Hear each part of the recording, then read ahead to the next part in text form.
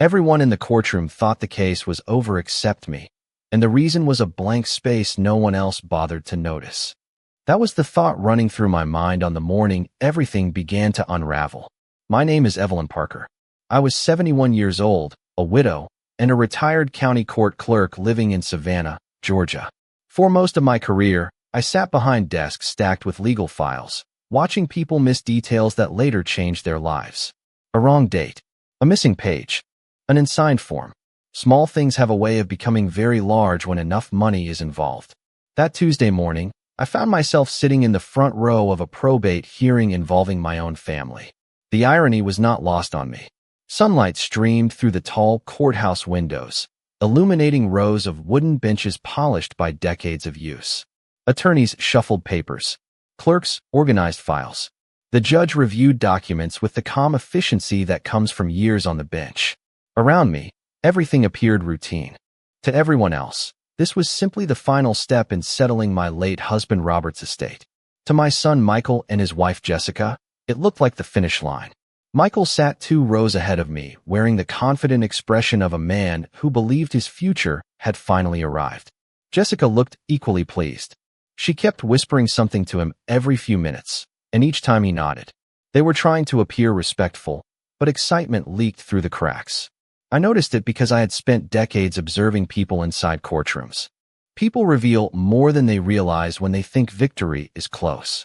The hearing itself moved quickly. Property records were reviewed. Financial summaries were presented. Routine confirmations followed. Every document seemed to support the same conclusion. The estate was nearly settled. The process was nearly complete.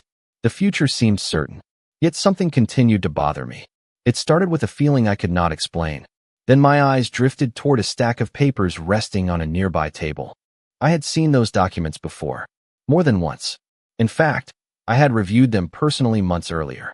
At first glance, everything looked correct. Then I noticed something strange. Not a mistake exactly. More like an absence. A tiny detail buried beneath dozens of pages. I leaned forward slightly and looked again. The sensation was immediate.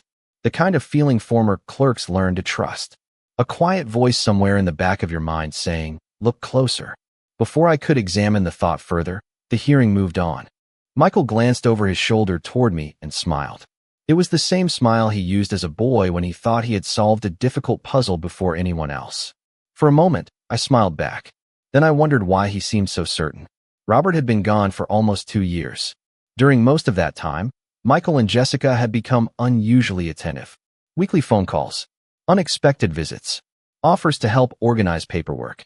At first, I appreciated their concern. What mother would not?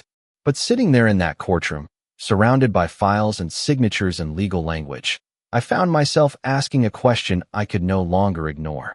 Were they helping me through my grief, or were they helping themselves reach something they wanted? And as the judge prepared to move the case toward its conclusion, I looked once more at the documents and felt a chill of doubt. Because sometimes the most important thing in a legal file is not what is written on the page. Sometimes it is what is missing. When the hearing ended that afternoon, most people left the courthouse with the relaxed expressions of individuals who believed everything had gone exactly as expected. Michael and Jessica certainly did. They walked down the courthouse steps side by side, smiling as they spoke quietly to one another. When Michael saw me approaching, he immediately offered to drive me home. It was a thoughtful gesture. At least, that was how it appeared. I thanked him and accepted. The drive through Savannah was pleasant enough. Spring sunlight warmed the sidewalks. Tourists wandered through the historic district. Horse-drawn carriages moved slowly beneath oak trees draped with Spanish moss. Michael chatted comfortably about everyday things. Local restaurants, traffic, weekend plans. Nothing unusual. Yet as I listened, I found myself thinking about how different he had become after Robert died. During the first several months following my husband's passing, Michael had been distant. Not cold, not unkind, simply occupied with his own life. Calls became less frequent. Visits became rare. I understood. Grief affects everyone differently. Then, about a year ago, something changed. Suddenly, he was calling every week. Jessica started dropping off homemade meals. They invited me to dinner more often. They offered to help organize paperwork, manage household tasks, and review financial documents. At the time, I felt grateful. Losing a spouse after 48 years of marriage leaves an emptiness that is difficult to describe. Their attention felt comforting. Now, as we drove beneath Savannah's canopy of old trees, I began replaying those memories through a different lens. When we arrived at my house, Michael insisted on carrying several folders from the courthouse inside. As he followed me into the living room, his eyes briefly settled on a cabinet near the fireplace where Robert kept important records. The glance lasted only a second, but I noticed it. Years spent working in county courts taught me that people often reveal their priorities without realizing it. After Michael left, the house became quiet again. I made a cup of tea and sat in Robert's favorite chair overlooking the backyard. The silence gave me space to think. One question continued returning to me. Why had everything moved so quickly? Over the previous 6 months, Jessica had repeatedly encouraged me to finalize estate matters. She always framed it as concern for my well-being. Less stress, more peace of mind, better planning, reasonable arguments, sensible arguments. Yet now I realized something troubling. Every conversation pointed toward the same destination. Sign the papers, complete the process, close the file, move forward. The urgency felt strange. Robert had been an attorney before retiring. He respected details. He trusted careful review. Rushing was never his style. As evening settled outside, I opened a storage box containing old family records. My intention was simple. I wanted to understand why a missing detail in those court documents had unsettled me so deeply. At first, I found nothing unusual. Tax records, insurance forms, property statements. Then I discovered an old photograph tucked between 2 folders. It showed Robert standing beside Harold Whitmore at a community event nearly 15 years earlier. Written on the back in Robert's handwriting were 7 simple words. Always read the final page twice. I stared at the note for a long time. The advice felt oddly specific, almost like a message left behind for someone who would eventually need it. And for the first time since leaving the courthouse, I began to wonder whether Robert had seen something coming long before the rest of us ever did. The next morning, I called Harold Whitmore. If there was anyone outside my family who understood how Robert thought, it was Harold. They had spent decades working together on community projects, legal committees, and charitable boards throughout Savannah. More importantly, Harold understood Robert's habit of hiding important lessons inside ordinary remarks. When he answered the phone, I asked if we could meet for coffee. He agreed immediately. We met at a small cafe near Chippewa Square, a place both men had frequented for years. Harold arrived wearing a navy blazer and carrying a folder under one arm. After a few minutes of conversation, I showed him the photograph and the handwritten note I had found the night before. He studied it carefully. Then he smiled. Not because it was amusing, because it seemed familiar. That sounds exactly like Robert, he said. He never believed people paid enough attention to details. I told him about the hearing, the uneasy feeling, the missing element I could not quite identify. Harold listened quietly. When I finished, he leaned back in his chair and looked through the window toward the square. Did Robert ever seem concerned about Michael? He asked. The question caught me off guard. Concerned how? Harold chose his words carefully. Not worried about his character. Worried about his judgment. For a moment, I did not answer. Several memories surfaced at once. Over the years, Michael had always chased opportunities. New business ventures. New investments. New plans that promised quick success. Some worked. Others did not. Robert often supported him, but he also worried that Michael was too eager to reach the destination and not patient enough with the process. They argued sometimes, I admitted. Harold nodded slowly, as though confirming something already suspected. Before we left, he offered a piece of advice. Review every document again, not just the recent ones. Go back further. That afternoon, I returned home and opened several storage boxes from the attic. Dust coated the cardboard lids. Many had not been touched in years. Inside were old correspondence files, property records, tax statements, and legal notes Robert had preserved throughout his career. Hours passed as I sorted through them.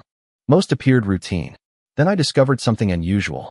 At the bottom of one box sat a thin file labeled estate planning drafts. The wording immediately caught my attention. Drafts, not final documents. Drafts. I carried the file downstairs and spread the contents across the dining room table. Several versions of the same documents appeared inside. Different dates, different revisions, different annotations written in Robert's handwriting.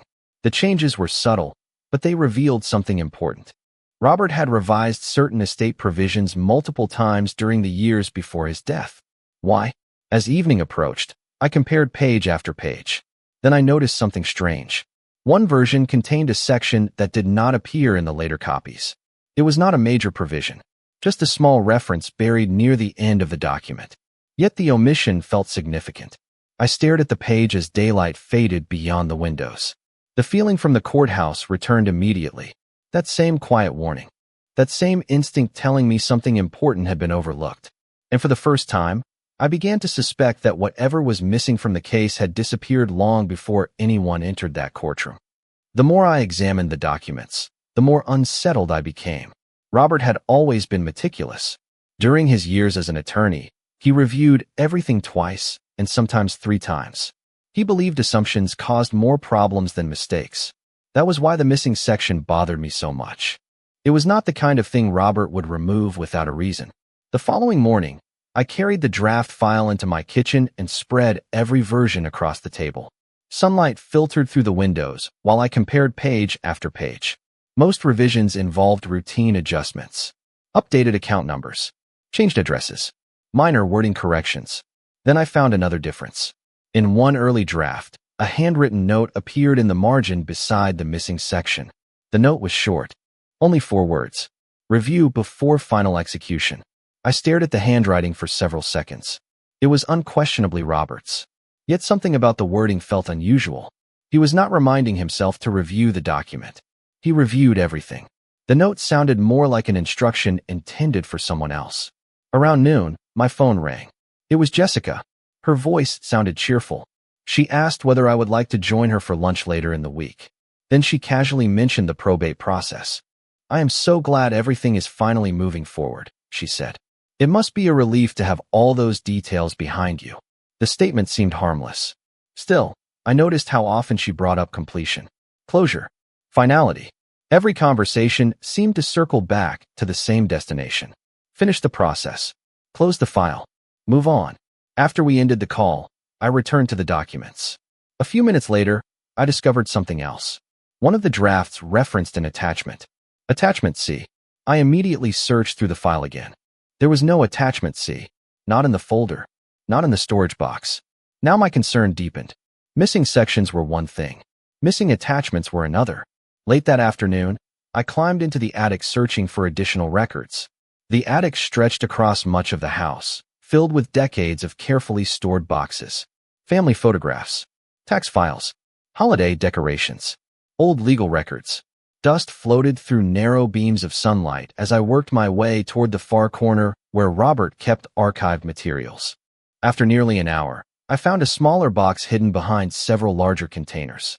The label had faded with age. Inside were correspondence files, handwritten notes, and several sealed envelopes. One envelope immediately caught my attention.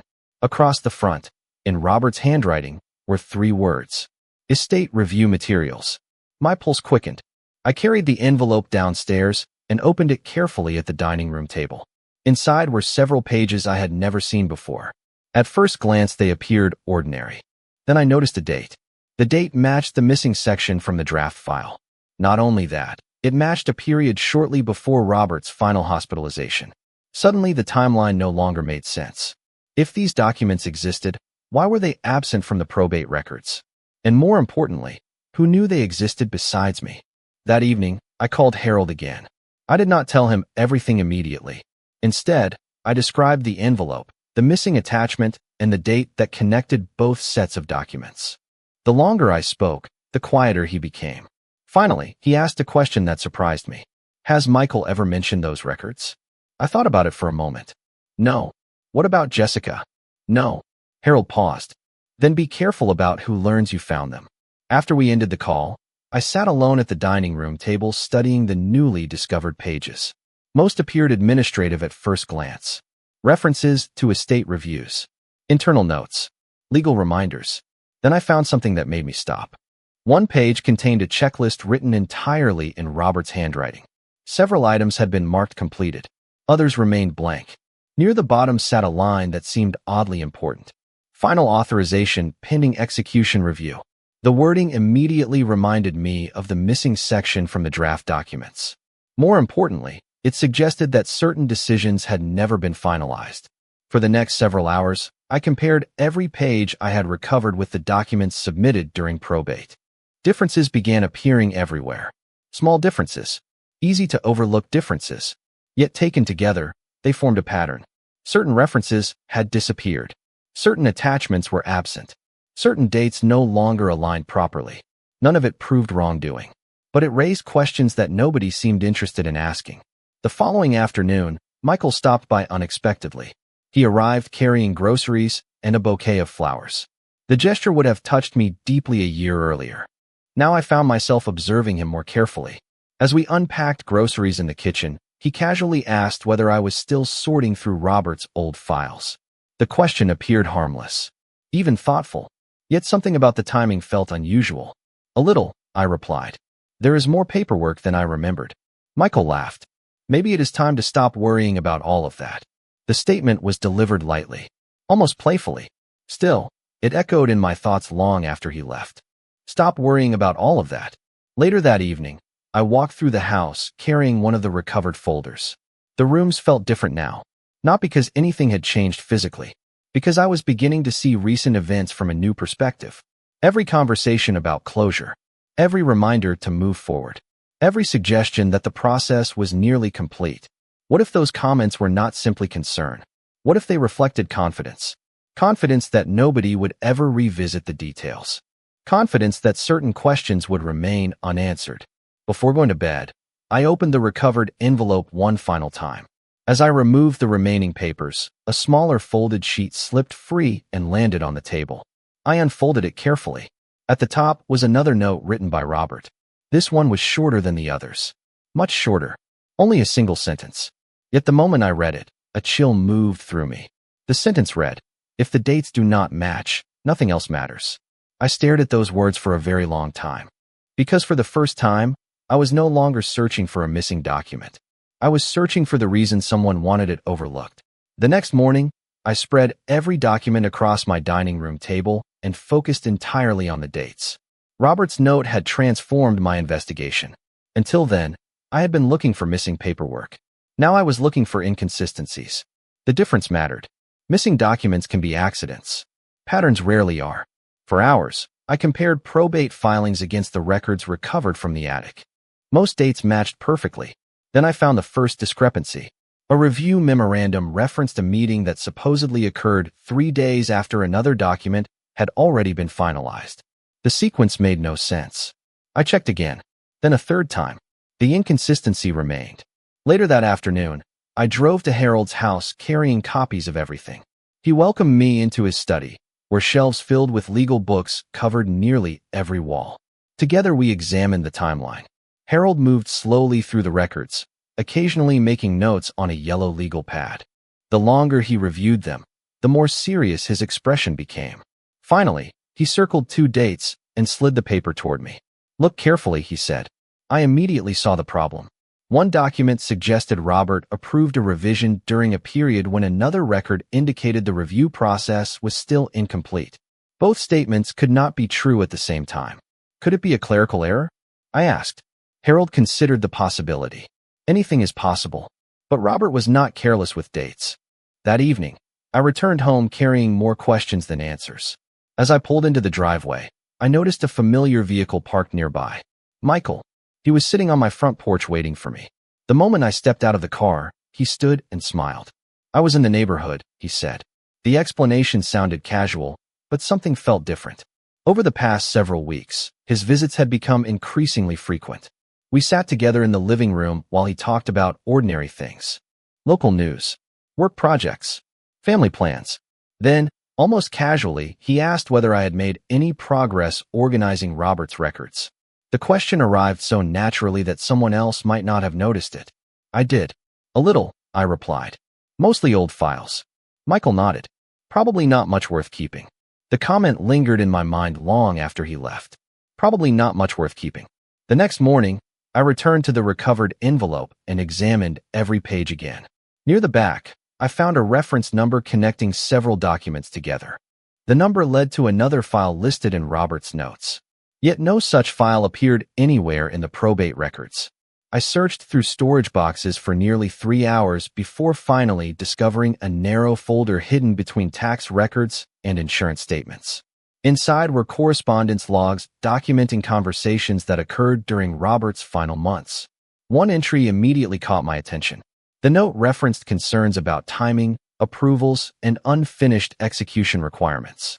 More importantly, it was dated only weeks before Robert's hospitalization. My pulse quickened as I continued reading.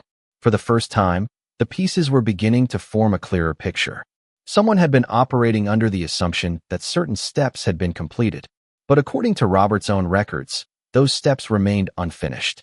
And as I sat alone at the table surrounded by files, I realized something unsettling. The person who seemed most eager to close the case might also be the person with the most to lose if the timeline was examined too closely.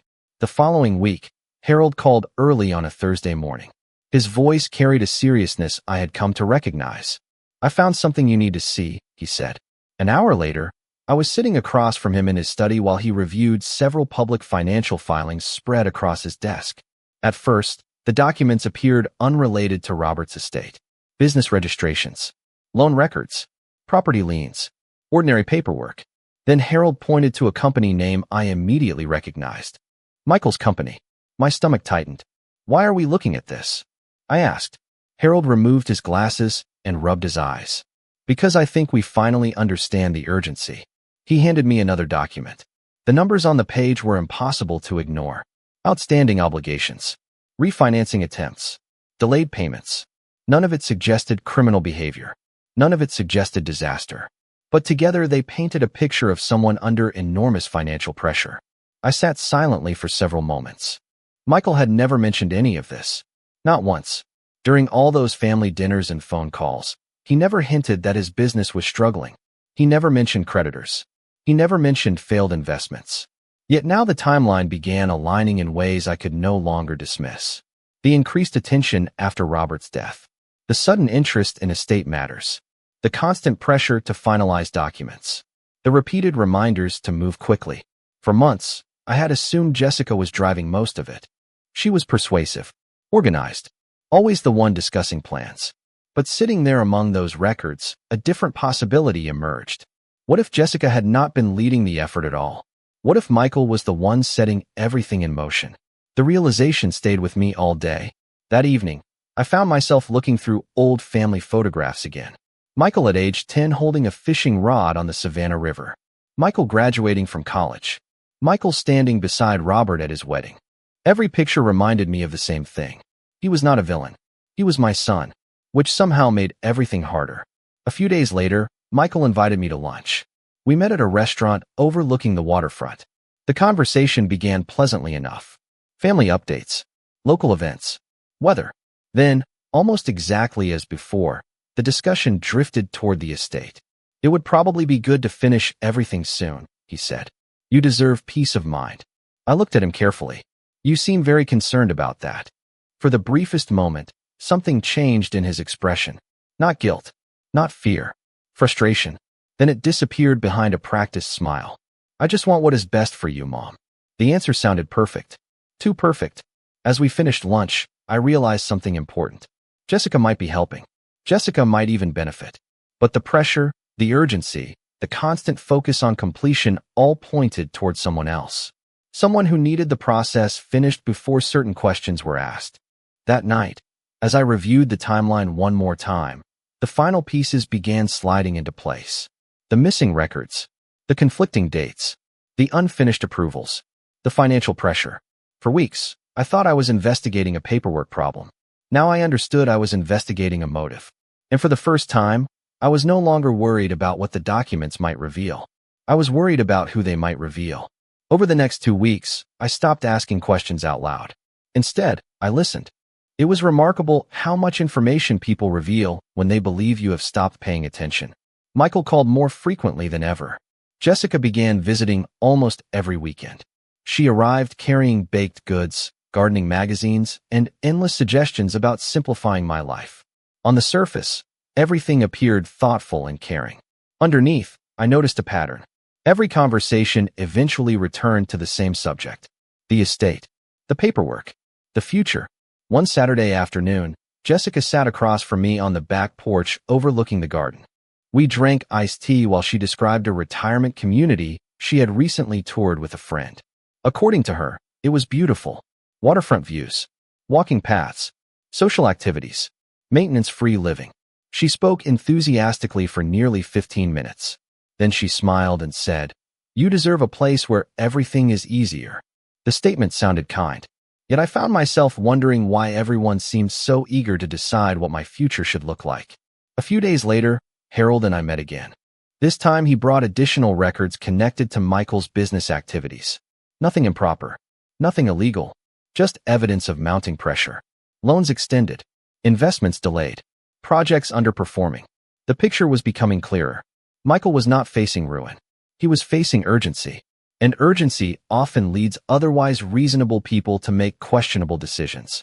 As we reviewed the documents, Harold made an observation that stayed with me. People rarely reveal their true priorities when they feel secure, he said. They reveal them when time starts running out. That evening, I returned home and sat alone in Robert's study. The recovered files remained spread across the desk. By now, I understood the timeline better than anyone involved in the probate process. I knew certain approvals had never been finalized. I knew critical records had vanished from the official file.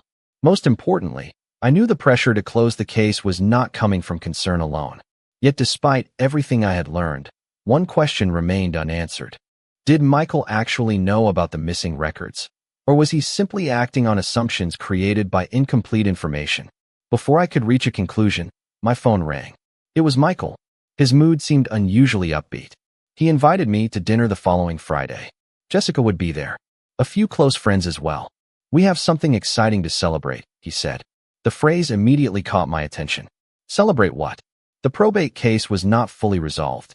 Several questions remained unanswered. Yet Michael sounded like a man who believed success was already guaranteed. Friday arrived with warm weather and clear skies. The dinner took place at a waterfront restaurant overlooking the Savannah River. Throughout the evening, Michael and Jessica appeared unusually relaxed. More than relaxed. Confident. They exchanged knowing glances. They talked about future plans, future opportunities, future possibilities. None of it was explicit, yet the message was unmistakable. They believed the outcome was already decided. As I listened, I realized something important. They were no longer hoping for a particular result. They were planning around it. And that changed everything. Because confidence can be dangerous when it is built on assumptions, especially when those assumptions depend on documents nobody has fully examined. As the evening ended and I watched Michael laughing beneath the restaurant lights, I felt a strange mix of sadness and certainty. Whatever happened next, he genuinely believed he was standing at the finish line. The problem was that he had started celebrating before the race was actually over. The Monday after that dinner, I made a decision that changed the direction of everything. I stopped pushing back.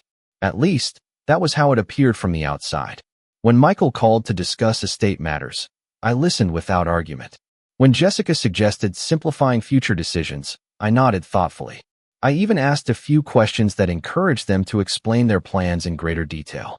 The effect was immediate. People become remarkably open when they believe resistance has disappeared. Within days, Michael seemed lighter than I had seen him in months. Jessica became more enthusiastic. Their conversations shifted from possibilities to expectations. One afternoon, Jessica visited while I was tending flowers in the garden. As we walked along the stone pathway behind the house, she began discussing future renovations that could increase property values. At first, I assumed she was speaking hypothetically. Then I realized she was describing plans in surprising detail. Room layouts, design changes, landscaping ideas. She spoke as though the future ownership of various assets was already settled. I simply listened. Every word revealed more than she intended. Later that week, Harold and I met once again. By now, he had completed a thorough review of every record we had recovered. Together, we organized the timeline into a clear sequence. The result was striking. Several critical assumptions supporting the probate process depended upon documentation that appeared incomplete. More importantly, one particular document sat at the center of everything. The same document connected the missing attachment, the inconsistent dates, and the unfinished authorization references. Yet despite its importance, nobody seemed to have reviewed it carefully during the final stages of the case. Harold leaned back in his chair and folded his arms. "I think they believe this document supports them," he said. "Does it?" I asked. He gave a slow smile. "That depends on what is actually on the final page." The comment immediately reminded me of Robert's note. Always read the final page twice. For a moment, neither of us spoke. Then Harold retrieved a certified copy from his file cabinet and placed it on the desk between us. The document looked ordinary. Several pages long. Routine legal language. Signatures. References. Attachments. Nothing dramatic. Yet as we moved through the pages one by one, I noticed something unusual near the end. A reference appeared directing readers to a final authorization section. The section existed. The language existed. Everything appeared normal. Then we reached the final page. Harold placed his finger on a blank line. "There," he said quietly. I stared at it. At first, I did not understand what I was seeing. Then realization arrived all at once. The authorization line was empty. Completely empty. No signature. No initials. No notation. Nothing. My pulse quickened. I reviewed the page again. Then a third time. The line remained blank. Suddenly, every piece of Robert's puzzle began aligning. The missing references. The conflicting dates. The unfinished approvals. The warnings hidden throughout his records. For months, everyone involved had been operating under the assumption that the document had been fully executed. Yet the final authorization had never actually occurred. The most important step remained incomplete. Harold closed the file slowly. "Do not say anything yet," he advised.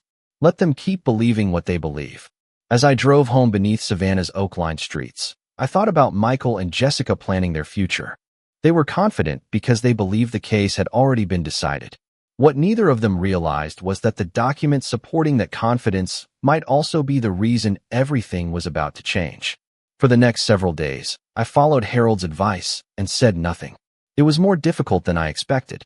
Once you discover a fact capable of changing everything, the temptation to reveal it becomes almost overwhelming. Yet silence has advantages. People continue behaving naturally when they believe their assumptions remain unchallenged. Michael certainly did. His calls became increasingly optimistic. Jessica began discussing long-term plans with remarkable confidence.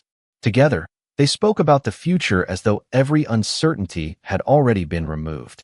One evening, they invited me to dinner at their home. I accepted. The atmosphere felt unusually celebratory. Jessica prepared an elaborate meal.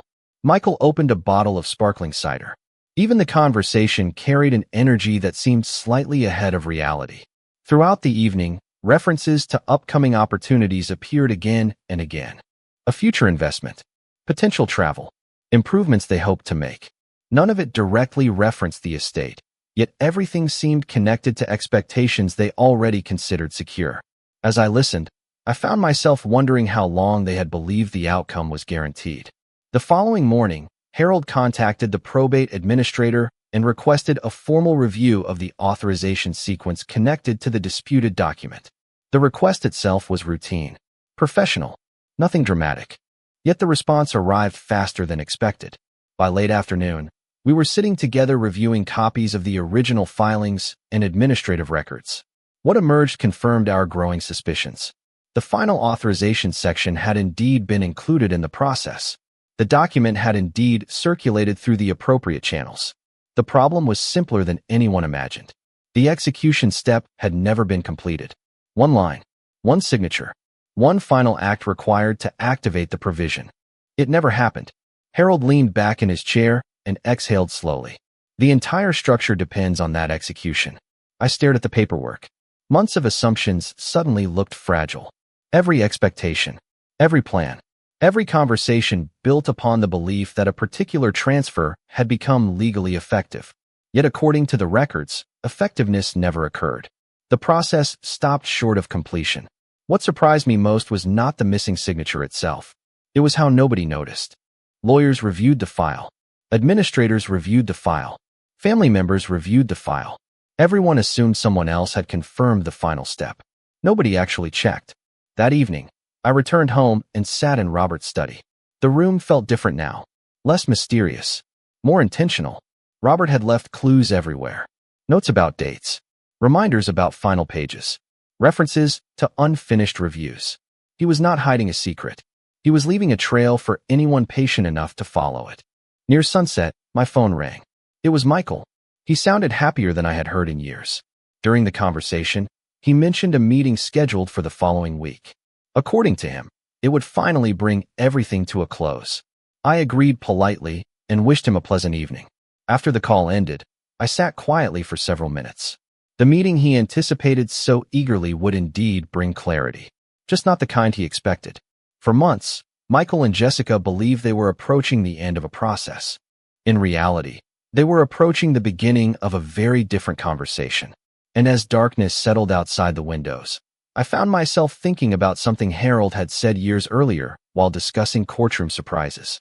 The strongest cases rarely collapse because of dramatic revelations. They collapse because somebody finally notices the detail everyone else overlooked. The meeting took place the following Wednesday morning in a conference room at the probate office overlooking downtown Savannah. The atmosphere felt strangely familiar. It reminded me of the original hearing months earlier, when everyone believed the process was nearly finished. This time, however, the mood was different. Harold sat beside me with a thick folder resting on the table. Across from us, Michael and Jessica appeared relaxed and confident. They greeted everyone warmly. Michael even joked about finally putting the entire matter behind us. Listening to him, I realized he genuinely believed that was exactly what would happen. The administrator began by reviewing routine matters. Dates, filings, procedural updates. Nothing unusual. Michael remained calm. Jessica occasionally smiled and nodded. Then Harold requested permission to address an issue discovered during the document review. The room became noticeably quieter. Harold stood and opened his folder. His presentation was not dramatic. In fact, it was remarkably simple. He walked through the timeline one step at a time. Original drafts, supporting records, authorization requirements, administrative procedures. Each document connected neatly to the next. Nobody interrupted. Nobody objected. Then Harold reached the final authorization page. He placed a certified copy on the table where everyone could see it. This provision required execution before activation, he explained. Without execution, the transfer could not legally take effect. Michael frowned slightly. Jessica leaned forward. The administrator examined the page carefully. Several long seconds passed. Finally, Michael spoke.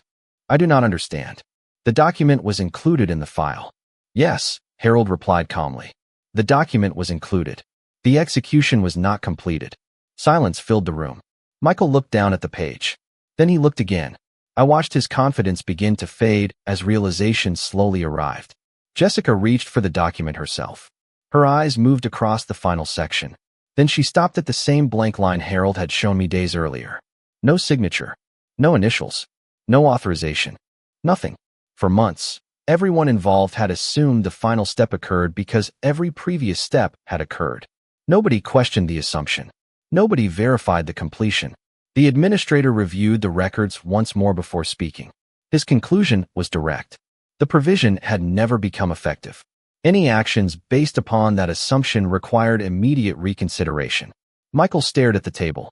Jessica remained completely silent. For the first time since Robert's death, neither seemed certain what would happen next. And perhaps that was the hardest part for me to witness. Not because they were losing something, because I could finally see how much hope they had placed in an outcome they never fully understood. The meeting continued for another hour while procedural consequences were discussed. By the time it ended, the path everyone expected had disappeared. Outside the building, Savannah streets looked exactly the same as they had the day before. Tourists filled the sidewalks. Cars moved through intersections. The river sparkled beneath the afternoon sun. Yet for our family, everything had changed. As Michael walked toward the parking lot, he appeared older than he had that morning. Not physically, emotionally. The certainty that had carried him for months was gone. And as I watched him leave, I realized the case itself was no longer the central issue. The real question was how our family would respond now that the truth had finally caught up with the assumptions. The weeks that followed were quieter than I expected. There were additional reviews, administrative corrections, and procedural discussions, but the central question had already been answered. The assumption that guided everything had been wrong. Once that became clear, the rest unfolded naturally. During that period, Michael called less often. Not because he was angry. At least, I do not think so. He seemed embarrassed, disappointed, perhaps even confused. For months, he had built plans around an outcome he believed was certain. Now he was forced to confront a reality he never anticipated. One Sunday afternoon, he asked if he could stop by. When he arrived, we sat together on the back porch overlooking the garden. The same porch where countless family conversations had taken place over the years. For a long time, neither of us spoke. Finally, Michael looked toward the oak trees and sighed. I thought I understood what Dad wanted. His voice sounded tired. Older somehow. I considered the statement carefully before answering. I think you understood what you hoped he wanted. He nodded slowly. There was no argument. No defense. Just silence. After another minute, he asked a question that surprised me. Did you know all along? I shook my head. No. I only knew something felt wrong. That answer seemed to matter to him. Perhaps because it transformed the story from one of opposition into one of discovery. We sat together for nearly an hour discussing Robert. Not the estate. Not the documents. Robert. His habits. His advice. His stubbornness. The lessons he tried to teach. By the time Michael left, something important had changed. Not everything. Trust takes time to rebuild. But the conversation felt honest in a way our recent conversations never had. A few days later, Jessica visited as well. She appeared nervous when she arrived. Gone was the confidence she had carried for months. Instead, she seemed uncertain how to begin. Eventually, she apologized for pushing so hard toward conclusions she did not fully understand. I appreciated the honesty. More importantly, I appreciated that she finally stopped talking about outcomes and started talking about relationships. As autumn settled over Savannah, life gradually returned to normal. The probate matter reached a proper resolution based on complete information rather than assumptions. Robert's intentions were honored. The records were corrected. The unanswered questions were answered. Yet the most valuable lesson had nothing to do with legal documents. It had to do with attention. For nearly 2 years, everyone focused on the largest issues. The assets, the transfers, the future. Meanwhile, the truth sat quietly at the bottom of a page waiting for someone to notice it. Looking back now, I often think about Robert's handwritten reminders. Review before final execution. If the dates do not match, nothing else matters. Always read the final page twice. They were never really instructions about paperwork. They were instructions about life. Pay attention.